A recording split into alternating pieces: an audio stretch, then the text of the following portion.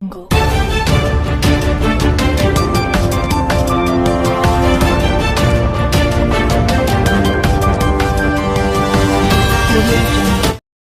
Times of Gujarat ન્યૂઝમાં આપનું હાર્દિક સ્વાગત છે.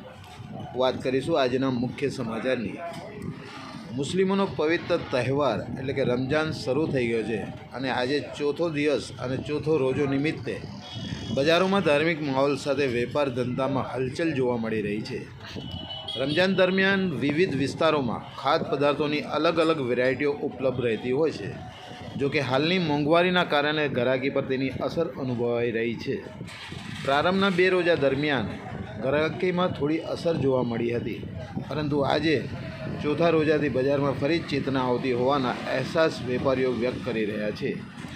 મચ્છીપીટના વિસ્તારમાં વ્યવસાય કરતા વેપારી હાનિફભાઈ મુરગીવાલાએ જણાવ્યું હતું કે અમે અલ્લાહ પર ભરોસો રાખીએ છીએ કે ગ્રાહકી જરૂર રહેશે.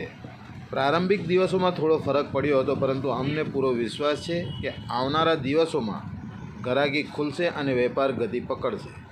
રમજાનના પવિત્ર માસ દરમિયાન રોજદારો માટે જરૂરી ખાદ્ય સામગ્રીની માંગ ધીમે ધીમે વધી રહી છે તેવું વેપારીઓએ આશા વ્યક્ત કરી રહ્યા છે. બજારમાં ધાર્મિક ઉત્સાહ સાથે વ્યવસાય પણ સુધારો જોવા મળશે તેવી અપેક્ષા છે. રિપોર્ટ સબ્બીર મુલતાની, વડોદરા, ગુજરાત.